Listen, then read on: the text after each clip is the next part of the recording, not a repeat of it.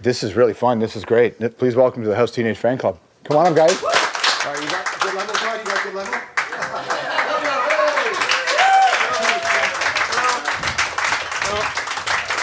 One of us had to go to the bathroom there.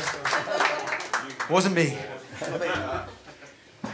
Thanks for coming to the house today. Oh, thanks for having us. Really look forward to this. It's nice to be back in Toronto. That's right. Back in Canada, actually. This is a hometown gig for you, isn't it? It is, pretty much. Well, Kitchener's where I live now, but it's not too far, you know. And so we played in Detroit last night, and I got home at 3 o'clock in the morning, and I had a few hours sleep. Yeah. But it was great because I got my own kettle on this morning, had a cup of tea. It's fabulous. Really enjoyed that. The rest of you guys in the band don't like to hear you talk about this because probably not. No, because we're still.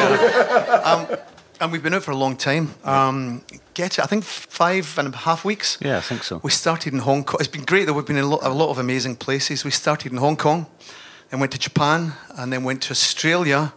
Then went to New Zealand. Australia was where we got Japan was the norovirus, wasn't it? Yeah. And we eventually lost I lost my voice in Australia for a week, so I was kind of croaking. There's still some remnants of that in there.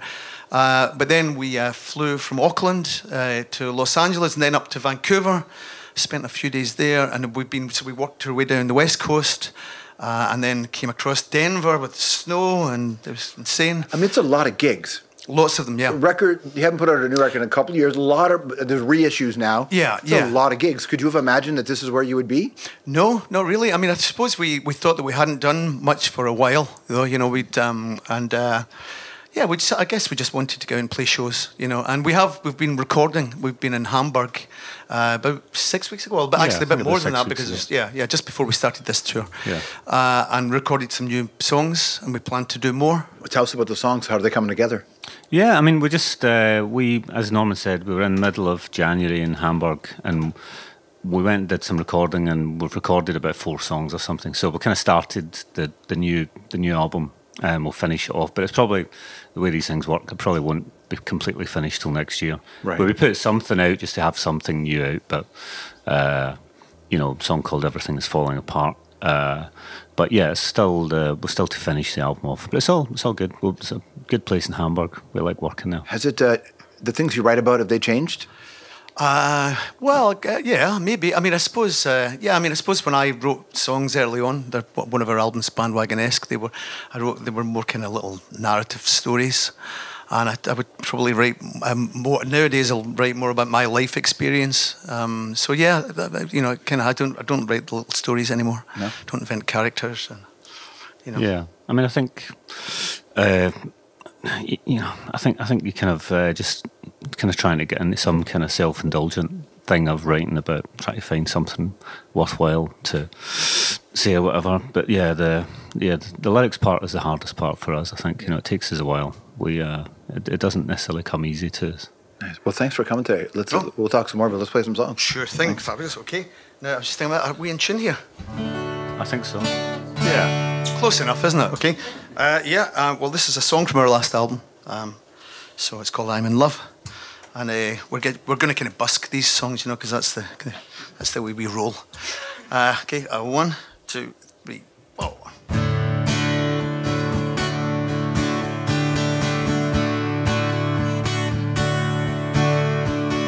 You came to me with your arms open wide. You don't know what you mean to me, girl. I owe you my life, but it feels good with you next to me. That's enough, that's enough. Isn't that such a mystery? I'm in love with your love.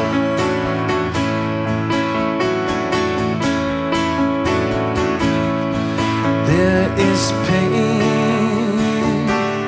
in this world. I can see it in your eyes. It's so hard to stay alive at the edge of the night, but it feels good when you're close to me. That's enough, that's enough. We will fade into history, but I'm in love with your love.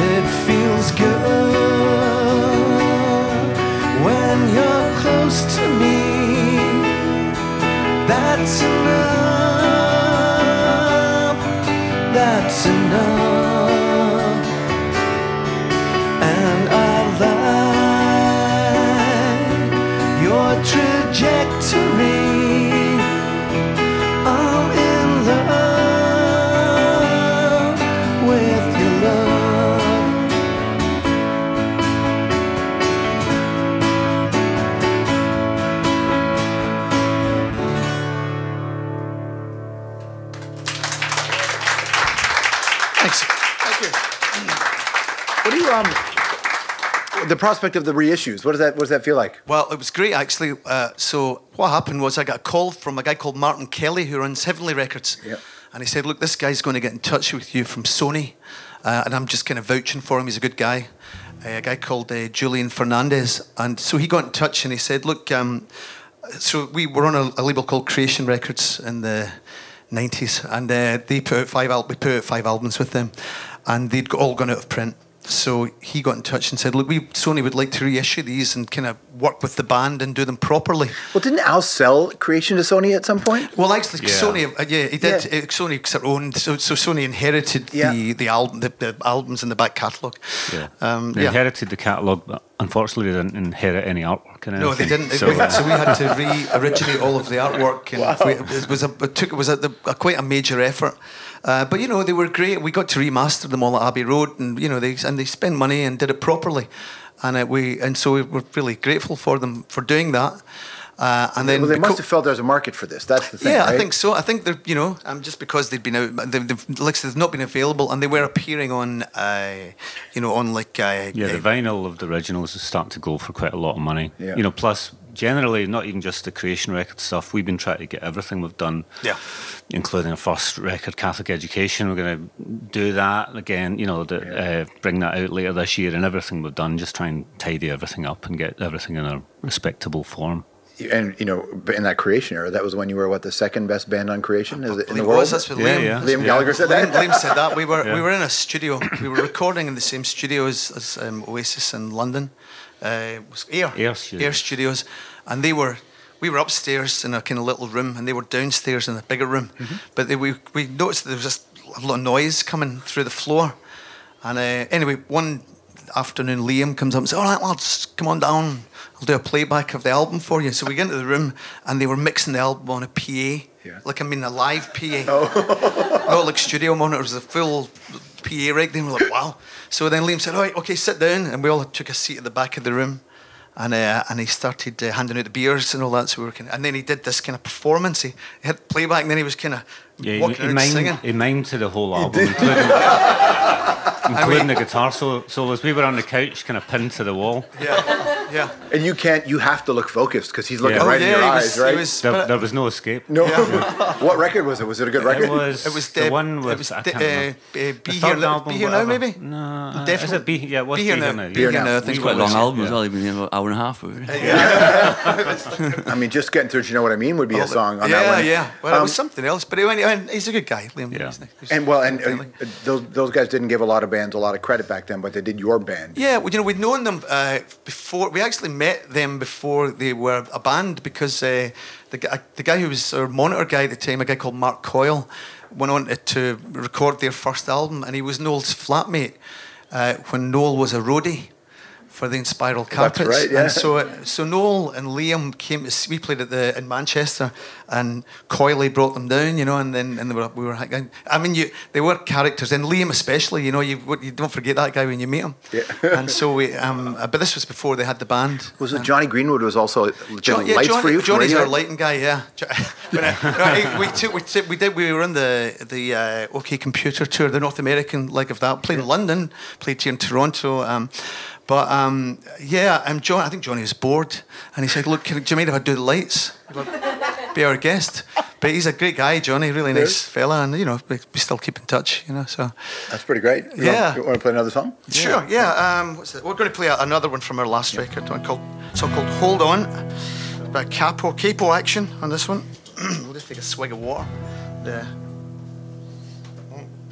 A couple of my pals are in here today. How you doing? No kidding. Yeah. Right, here we go. So yeah, hold on. And okay. 1, 2.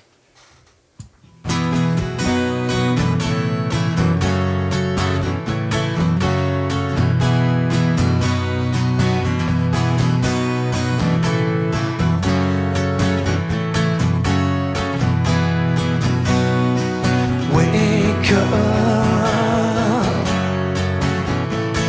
I'm alive, one more day.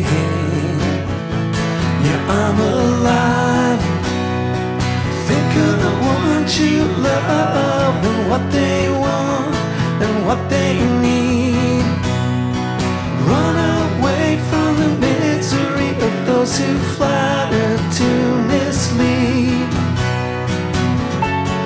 Hold on to your life, to your dreams. Don't get lost in their schemes. Just hold on to your dreams. Hold on to your head, to your heart. Never stop what you can't stop. Just hold on to your heart. Simple pleasures are all we need.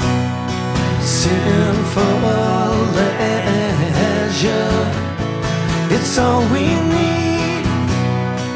I don't hear much fanfare for the common man these days. We got lost in a mirror, but the mirror looks both ways. Hold on to your life, to your dreams. Don't get lost in their schemes. Just hold on to your dreams. Hold on to your head, to your heart. Never stop what you can't stop. Just hold on to your heart. Hold on to your life, to your dreams. Don't get lost in their schemes. Just hold on to your dreams. Hold on to your head, to your heart. Never stop what you can't stop. Just hold on to your heart.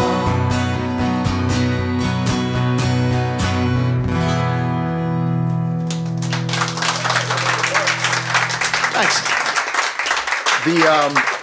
That song has that great record about you just don't have the fanfare for the common man. I know, yeah. That's one of Raymond's label actually stolen, but Aaron Copland, didn't it? Yeah. Well, Aaron Copland or Emerson, Lake and Palmer. Both, because the line said both very good. Yeah, because it said, I don't hear much fanfare for the common man these days, which is kind of like a, obviously a joke about Emerson, Lake and Palmer as well, but also it's a less acceptable prejudice to slag off poor people, It's so true. it's kind of about that. Yeah. Well, and when populism, take the racism part out of it, but the populism rises, and a lot of times it's a bunch of people who feel they've been thrown overboard by the system. Yeah. And then there's people on the other side, especially the vocal left, who just like to deride them. Yeah. But there's a reason why this happens, because that's the change. Of course, it's happening all over the planet. You look in the UK, Brexit and all that. So yeah. Yeah, there is kind of partly a lot of that stuff as a result of right-on people not having respect. I mean, don't get it's a complicated thing or whatever, and it's a UK thing that predates all this, which because I wrote the song like 5 years ago, right? So it predates that stuff. So you knew it was coming. Well, I don't know if I knew that was coming. I'm hearing they're pushing again for another vote. That's the hope, right? Yeah, I mean, it's all, who knows, that may happen. I think people really don't know what is happening at all. I mean, no one. Nobody, no one. Not a single person knows what's happening anymore. No one. It was, I think what happened was initially, well, and I don't want to get bored people, but David Cameron, I think, had the vote to appease the right wing of the Conservative Party, thinking that it wasn't going to happen. And then he woke up the next morning and was like, oh, man. Yeah, there was an overly confident, kind of hubristic thing that David Cameron thought he would win the game by having this thing, and he lost. But also the disengaged group of people on the other side who didn't think it was possible and didn't exercise a democratic right. Yeah, that's right. Yeah. Of course, that's why you have to vote. It's really important. I mean, obviously, but people, so many people don't. Are these the things that you want to write songs about? You did it before. The stories you want to tell and bring, because music at its best, can make somebody feel by themselves but together as well. Mm-hmm. Yeah, I mean, I think we would always self-consciously try and stay away from anything that seems like it's political or whatever. It was only beyond the human kind of. And I think partly also because there can be differing political opinions within a band. Yeah, you don't want to speak for everyone else in the band. It's right. like someone else may have a different kind of take on something. Yeah, when you wake up in the morning and you hear that Brexit's happened, what does it sound like on piano to you?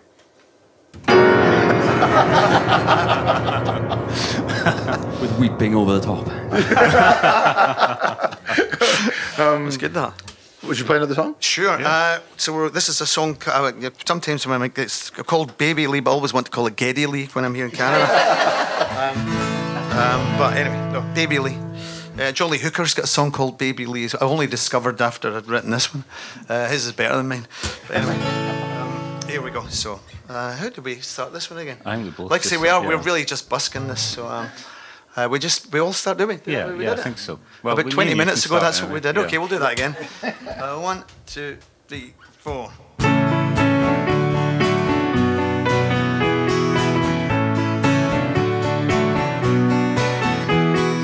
Love me, leave me, take my possessions and go.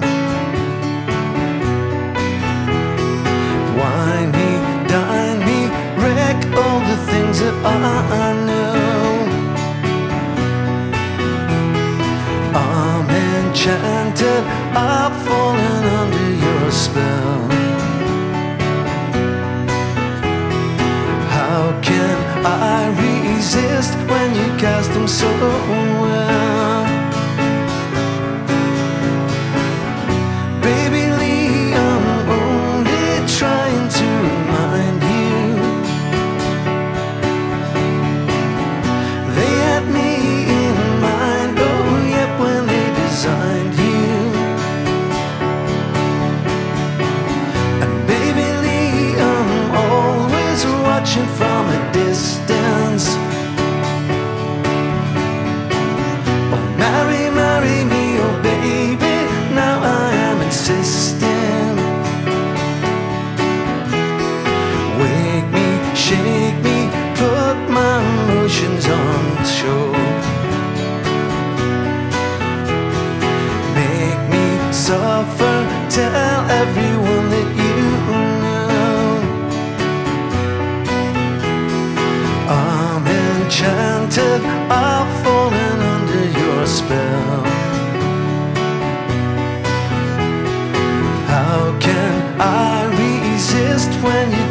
know so well.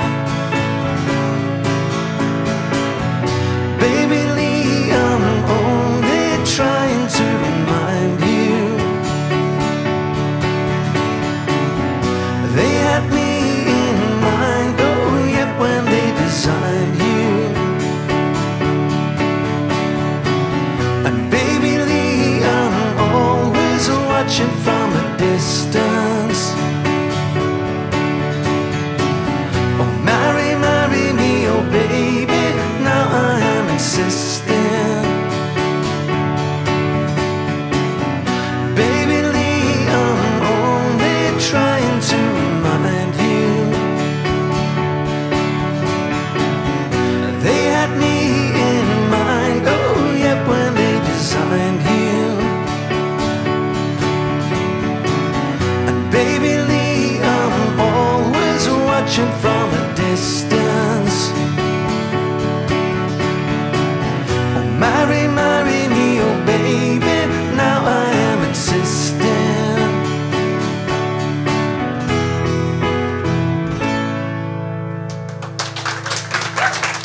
Thank you. We had Dinosaur Jr. playing here. And we were talking about this 30-year run. Oh yeah. When a band has a bunch of decades behind them. Well, yeah, I keep telling people that we met as because we were child prodigies and we met at a school for talented children and recorded an album. You were of course, 6. it's not true. But, No, we met at a school for untalented children. Now that would be a show. That would be a show. What was it? Was it a live music event that you saw that you were young where you thought you could do this for all of you? What was? Well, I suppose it was actually, because of our vintage. It was that we were starting to listen to music around the time of the punk rock thing that happened in the UK. I loved the Clash. I went to see them a load of times, and the whole DIY thing that happened with Rough Trade Records. I really got into all that stuff. Anybody could make a record, and that was really inspiring. And we often forget that these days how inspiring that was. But isn't that it? This idea that there's a whole bunch of I understand why everybody wants to get kids involved in STEM. I get all that. Yeah. But there are a whole bunch of people who don't. Who feel like arts and creativity is a place to go, and that ought to be celebrated as well. Yeah. But you have to give them opportunities. Yeah. Just as much. I think as well, and thinking about us and what we do, and okay, it's turned into this thing where we travel around and do all this stuff, but music should be something that people do as a participatory thing, not to something they do that then leads to something else or leads to a career or whatever, because all children sing and dance or whatever and paint and whatever, and people just learn to not do it anymore. That's right. It gets beaten out of you pretty quickly, doesn't it? Yeah, and and we still still enjoy playing. It's great to play with a group of people and make music together. There's something really special about that. So you were at those early Clash shows? I saw the. I didn't see the very first. I saw the Give 'Em Enough Rope tour. Yeah. So London Calling, Sandinista. They were amazing. And so the first instrument I got was a bass because I thought Paul Simonon was really cool. looked great. But anyway, I was at the Pistols, and we played in London last year, and we met Paul Cook, because we're friends with Edwin Collins, and Cookie plays with Edwin, and that was really great. Cookie bought me a pint. I was like, Cookie from the Pistols just bought me a pint. I was like texting all my friends, Cookie from the Sex Pistols just bought me a pint. But he's a really nice guy, But what did that time feel like? Well, it was exciting, and I loved all of the. I've got the first Rough Trade single, Paris Maquis by Metal Urban, French band, great record, really noisy and distorted. But then they would do things like the big black bands like Kleenex, I think it's Swiss Kleenex, aren't they? Yes, but an all-girl, kind of punk rock with the Raincoats, unbelievable records. Right. Swell Maps, Spiz Energy. It's just that was the soundtrack to my, late teens, mid-teens. We're doing a thing on the anniversary of London Calling. Yeah, all right, wow. That album is absolutely it's genius. We're talking to the photographer today who took the cover photo. Oh, yeah. And she'll be on. But were you all Clash fans? I liked the Clash, but I wouldn't say I was a massive fan like Norman. Yeah. I was, and Dale should have been too young. Yeah, I'm a bit older, younger guy, but I got into them when I was about 14. So in the late '89, I bought the first album. Yeah. 10 years memory. I don't know. Sorry, this might be wrong. Did Don Fleming not tell us he's in The photograph? The photograph. Yeah, so that's true. So Don Fleming, who produced our Bandwagon-esque album, Don was in that photograph. He said he was at the gig, and he said you can see him. Well, he can see himself. I mean, he's that sort of blurry shape that is the audience. He says he's part of that. And that kid goes on to make your record. Yeah, there you go. It's amazing, isn't it? What was your first show? Your early shows that you remember? The first show I went to was Todd Rundgren at Glasgow Apollo in January 1977. Todd, who's mixing this and recording it, was named after Todd Rundgren. Oh wow! Oh wow! They were in a bit of a prog phase, you know, but it was. I remember it was great. What was the thing you said? I like the. There's something I still remember from going to that show, and had some moment where Todd was doing a bit of chat, and he said, "There's two sides to the rock and roll coin: mellow and boogie." Now we're going to boogie. I tell you what, my first concert is pretty unbelievable actually, but I can't remember it. I was a child, a baby, and my parents were on holiday in Blackpool. And so they went to see Tom Jones, right? But the opening band was the Kinks, and it was at the Village Green Preservation Society. They can't remember it. Right? Oh yeah, but I said, oh yeah, the Kinks were opening. And I was like, what? He's like, yeah, Kinks. You know the Kinks, you know. But I kind of googled it, and they were touring those songs at that time. Amazing. So they were probably playing Village Green Preservation Society, and I was thinking, yeah, there was my the shoulders and my. Way. And then the next concert I went to after that was, and you may not have had this, the Wombles. Do you know what the Wombles are? Yeah. I saw the Wombles. Very nice. That was really good, actually. I still remember it. 1970. What was yours? Oh, well, I'm from Wales, so it was a festival in Aberystwyth, and lots of bands that you would never have heard of. Cyffion Melyn, Cyrff, Cerrig Melys, or Welsh language, yes. You know. Cyffion Melyn were a school band. Yellow Whips, that translates as that was then. They lasted for about 2 weeks. I think. I've only ever been to Abergavenny in Wales, so I've been up there. Yeah, that was nice, which is beautiful up there. What about other bands that you started to see that inspired you to do this? Well, it was being from Wales, South Wales, and the bands were Welsh language bands. So Fac Offi Pawb, which became pretty much Super Furry Animals. Cyrff, which became Catatonia with different members, but so it's so it was great in a way because you were growing up, you could go and see. It was just a lot of good Welsh language bands, really. Yeah. And when the music magazines were really pumping back then too, there was access to so much great music. It's funny because I suppose in the UK you had Melody Maker, NME, Sounds every week, so there were always new things, new scenes happening. But I think it's kind of better now. You have like some Mojo's still really good. I like Mojo. They've they've kind of gone monthly now, and so it's not as frenetic. There's not such a quick sort of turnaround of new bands because you had to have new bands and new scenes every week. Grebo and shoegaze, of course, but there's just so many of these genres that were invented by the weekly papers because they just had to try and sell something. Oh, there's a new scene in Leicester, and whatever, and so but the monthlies are still pretty good in the UK. The music press is still pretty good, Yeah. You're gonna play another song for us? Sure. We'll play one. When we had the Liam. Playback, we were probably mixing this upstairs. It's from Songs from Northern Britain album, and a song called Start Again. So how were we going to start this? Was I going to? I think we will. I think we should. 1, 2, 3, 4.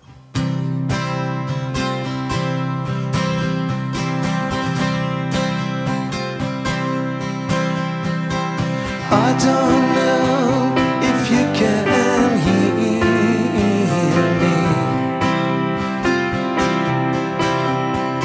I'm feeling down and can't think clearly. Even though it's complicated, we've got time to start again. I don't know if you can hear me.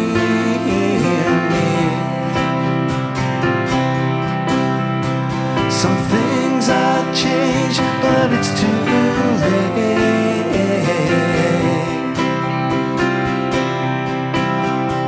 I take the past and make it straight. Even though it's complicated, we've got time to start again.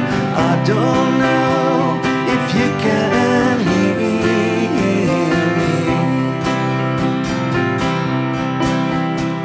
I'm sorry for the things I've said.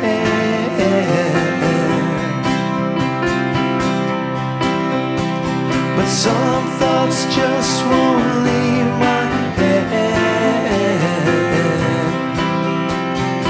Even though it's complicated, we got time to start again.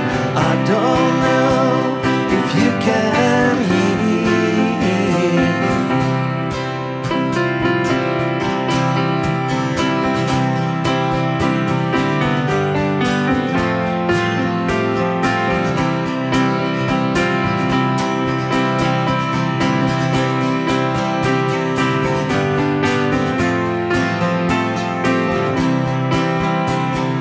Even though it's complicated, we got time to start again. I don't know if you can hear.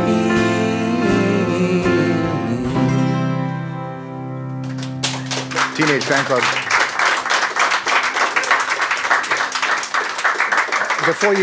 Before you play our last song, I want to run a few things. Ask you a few things. Sure. What do you need to make a great song? There are songwriters in the room, and you've written so many.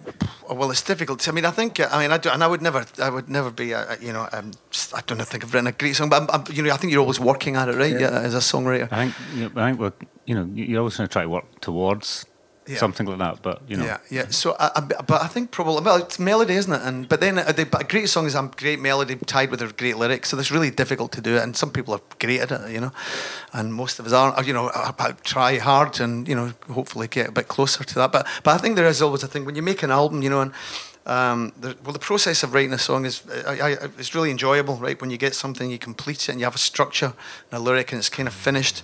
And then the next stage of that is recording it, and that's also really exciting. And then by the time you get to that, you go out and you play them live, and then that's enjoyable also. But I always say I think it's masochistic to listen to your own music. I never listened back to the records. I couldn't tell you what any of our albums sound like, other than when we were remastering them. We had a good time because we're like, oh, remember that? Oh yeah, because I've been playing that wrong for years. Yeah. I enjoy listening to other people's records, not my own.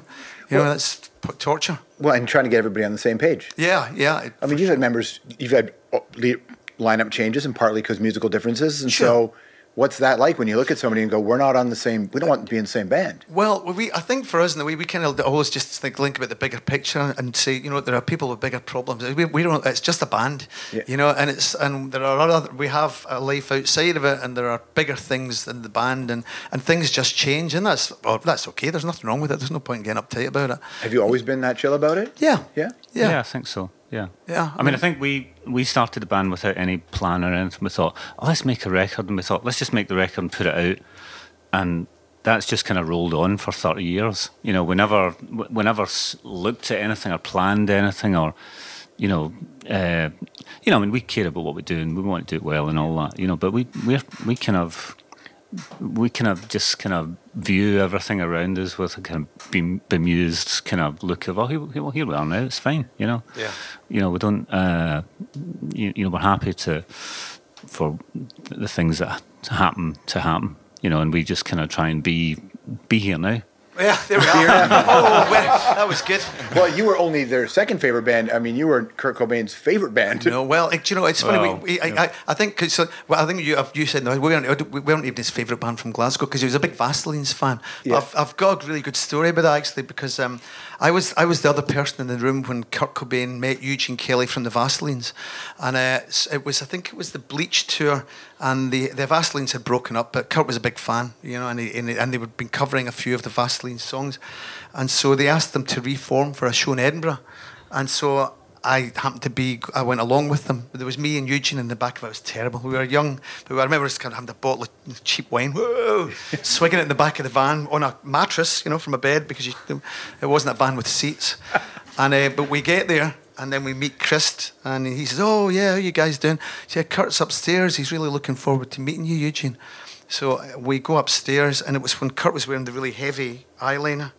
But it was amazing because we walk into the room and Kurt came in, he's like, "Oh man, Eugene Kelly! Oh, I can't believe I'm meeting you." It was just a great moment, and they became friends from there, And but it was just nice. It's just amazing because witnessed that, and yeah, they became good buds, and of course it was, and he was a lovely guy, Kurt. He was troubled, and he had problems, but could you tell back then that was pre-big fame? Yeah, and I don't think he really was comfortable with the level of success that they had. I don't think he really, but he just had issues, Yeah. But he was a nice guy. Yeah, and they were all nice guys. We played with Foo Fighters a couple of years back. Dave Grohl asked us to play with them in Manchester, and he's still. I mean, that thing. I mean, I'm sure you've met him, but what you see is that's Dave Grohl. He's a really nice guy, Tangibly, does it matter? How much does it matter when an artist?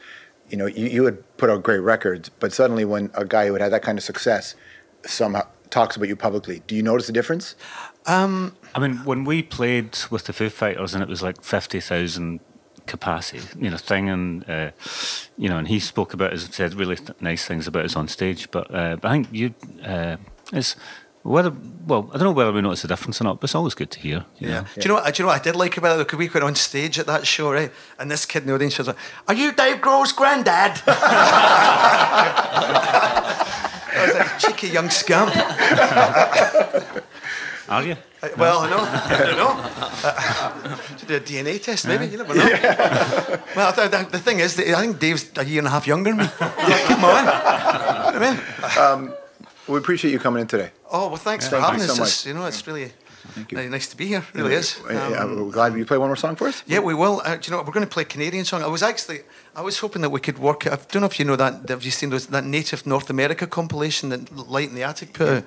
And there's a song on that by a band called Sugluk, and the First Nations band, and CBC recorded this single, and it's called Fall Away, and it's total punk rock. It's from maybe late 70s or something like that, or it could be mid 80s even, but it sounds like the Velvet Underground. It's amazing.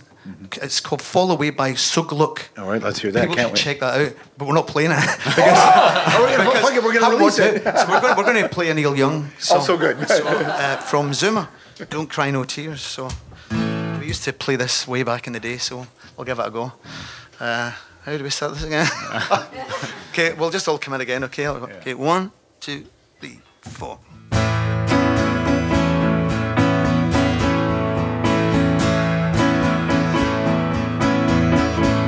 Don't cry, no tears around me.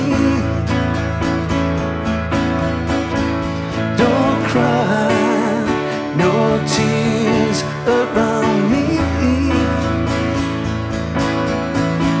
'Cause when all the water's gone, the feeling lingers on. Oh, true love ain't too hard to see. Don't cry, no tears around me. Well, I wonder with her tonight, and I wonder who's holding her tight. But there's nothing I can say to make him go away. Oh, true love ain't too hard to see. Don't cry, no tears around me. Don't cry, no tears around me.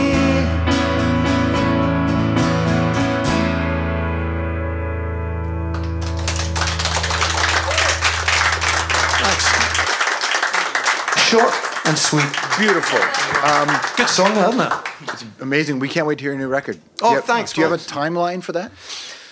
Do you know? We've got this bit of touring. Once we get that out the way, we're going to maybe take 2 or 3 trips to the studio. Back to Hamburg, I think. It's great there. What a great city that is. Good fun. Probably. I mean, realistically, well, hopefully soon in 2015. 2000. Hopefully next year. Very cool. Early, hopefully. Well, we look forward to hearing those songs. Thanks for coming in today. Thank you. Yeah. Thank you. Thanks, everybody. Hey, thanks, everyone.